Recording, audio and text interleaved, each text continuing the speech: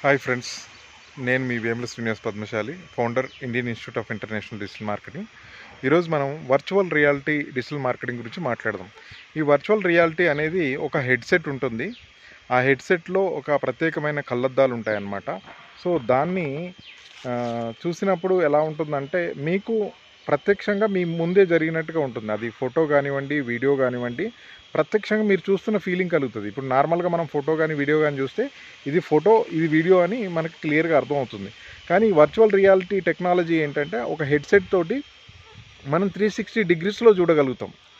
అలా నార్మల్గా మనం చూడలేం. ఫోటోని కానీ వీడియోని కానీ ఇంకొక ఫార్మేట్ ఆఫ్ డిజిటల్ ప్రెజెన్స్ ఏదైనా సరే మనం అలా చూడలేమన్నమాట. సో ఇది వర్చువల్ రియాలిటీ తోటి సాధ్యమవుతుంది. దీనివల్ల బెనిఫిట్స్ ఏంటంటే ఒక బ్రాండ్ క్రియేట్ చేయొచ్చు, ఒక ప్రోడక్ట్ కానీ ఒక సర్వీస్ కానీ బ్రాండ్ క్రియేట్ చేయొచ్చు. లేదంటే ఎంగేజ్మెంట్, కస్టమర్ ఎంగేజ్మెంట్ కూడా మనం క్రియేట్ చేయొచ్చు. అలాగే ఈ క్వాలిటీ ఆఫ్ ప్రెజెంటేషన్ వల్ల సేల్స్ కానివ్వండి, మార్కెటింగ్ హైలైట్ చేస్తూ సేల్స్ పెంచుకునే అవకాశం కూడా ఉంటుంది ఫ్రెండ్స్. సో మీకు వర్చువల్ రియాలిటీ డిజిటల్ మార్కెటింగ్ కావాలంటే మమ్మల్ని అప్రోచ్ అవ్వచ్చు. డిస్క్రిప్షన్లో మా నెంబర్ ఉంటుంది. ఈ వర్చువల్ రియాలిటీలో డిఫరెంట్ అప్లికేషన్స్ ఉంటాయి అండ్ హెడ్సెట్స్ ఉంటాయి.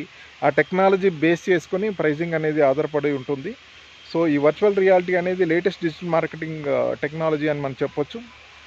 సో ఈ వర్చువల్ రియాలిటీని ఉపయోగించుకొని మీ బ్రాండ్స్ని కానివ్వండి, మీ ఇన్స్టిట్యూషనల్ కానివ్వండి, మీ ఆర్గనైజేషన్ కానివ్వండి, లేదా మీ వ్యక్తిగత టాలెంట్ని కానీ ప్రమోట్ చేసుకుంటూ సో మీ టాలెంట్ని లేదా మీ ఆర్గనైజేషన్ని, మీ ఇన్స్టిట్యూషన్ని ఇంకో మెట్టుకు పైకి తీసుకెళ్లే ప్రయత్నం చేయండి అని మేము మిమ్మల్ని అభ్యర్థిస్తున్నాం.